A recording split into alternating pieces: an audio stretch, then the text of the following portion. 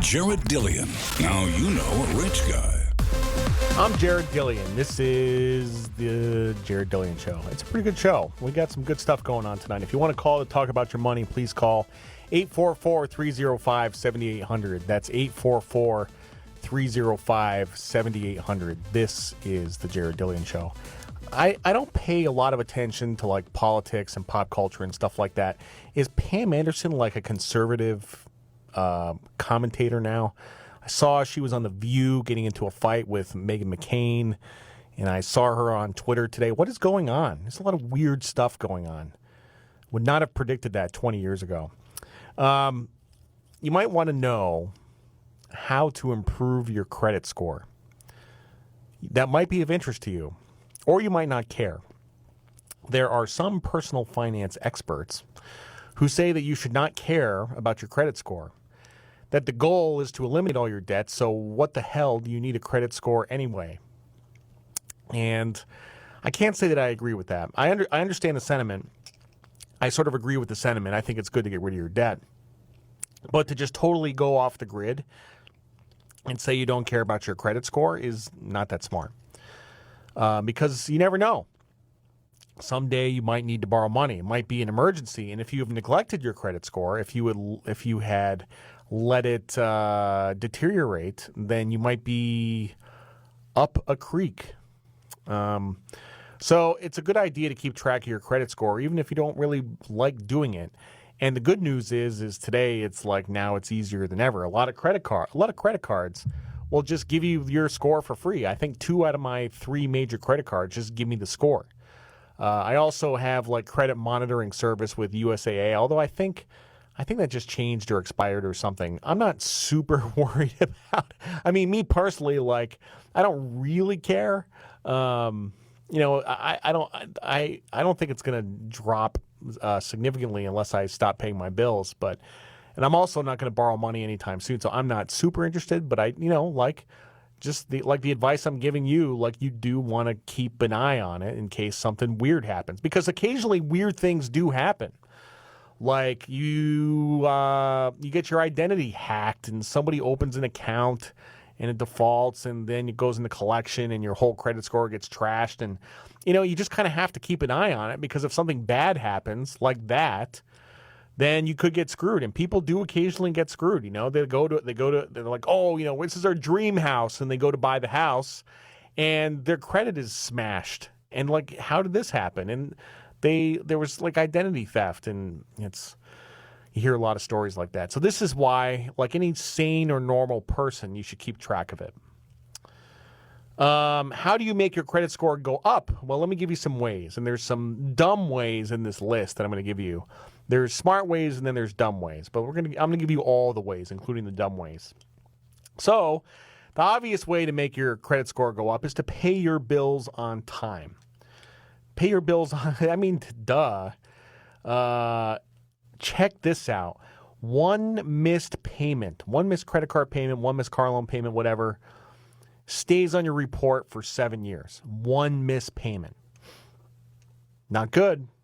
Okay, so pay your bills on time. By the way, a missed payment will hit your credit score by 70 to 100 points. One missed payment. And it will take your score 18 months to recover. Not good. Okay. Second hack here is set up automatic payments. You can't miss a payment if you set up automatic payments. Just don't overdraw your checking account, because then it'll bounce and then you'll be late. So set up automatic payments. Number 3, keep an eye on your credit. Like I said, there's lots of credit cards that just give you their score. There's apps. Some of them are shady. Some of them are not. But there are non-shady ways to get your credit score, and you keep an eye on it on not a daily basis, that would be dumb, but on a monthly basis. Good idea to check in on it once a month. Debt utilization is 30% of your credit score. That's how much of your credit limit you are using. So just a quick hack, an easy fix here is you can ask for a credit limit increase. You can ask for an increase in your credit limit. Or you can just pay for purchases in cash, Or you can pay off weekly rather than monthly. That's something you can actually do. You can set up weekly payments, which keeps the balance really, really low. Not something I would do, but it's, not the worst idea in the world. Mike from Chicago. Mike, what can I do for you tonight? Hey, I'm just calling because you left a tweet offering, saying simply blindly to call. So I'm just blindly calling. And thank you. Heard a couple of moments, but I've actually been a subscriber to your to the Dirt Nap for a couple of years now. So I think this it's amazing that there really isn't any financial education out there. It's just mind blowing. I mean, I work in the financial business, and it's wild. Well, that's not entirely true. There is some financial education out there. What I've found with the financial education that is out there is that it tends to offer really, really extreme advice. That's my criticism of it. It's either eliminate all your debt and be cheap and save as much as you possibly can and cut up your credit cards and just go off the grid. That's one form of it. And the other form of it, which you get from Kiyosaki, is take out a whole bunch of debt and buy 40 houses and live off the passive income. And what I found is that a lot of the financial advice is at the extremes, and there's really not a lot in the middle. There's not believe it or not, there's not a lot of common sense, which is weird because America is built on common sense. There's a lot of common sense in this country, and just in personal finance, there really isn't any. So that's what I'm trying to do. I'm digging it. So to what extent would you share? Is there context to discuss an asset allocation for for the audience and the relevance of this show? Kind of the classic things of stocks are high, bonds are high.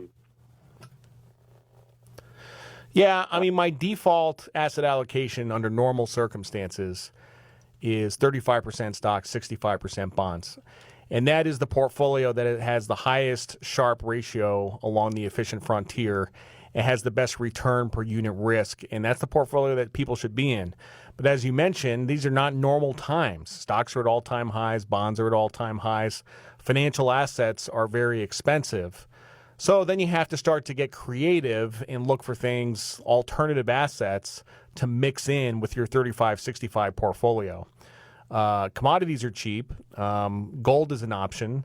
Even crypto is an option. Real estate, stuff like that. So, you just have to get a little bit more creative.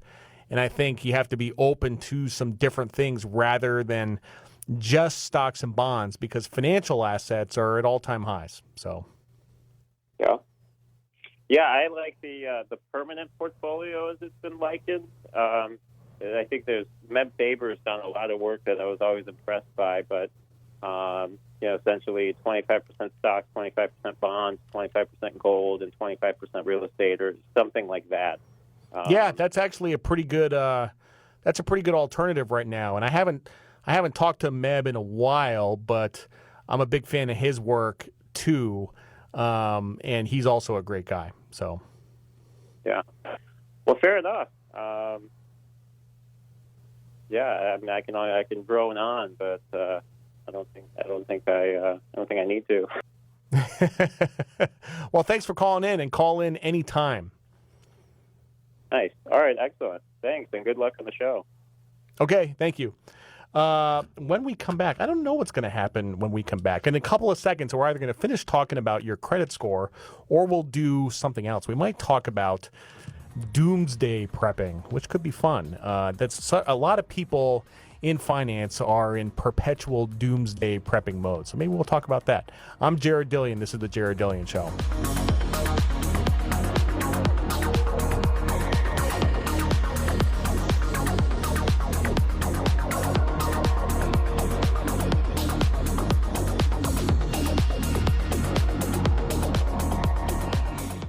Jared Dillian. Now you know a rich guy.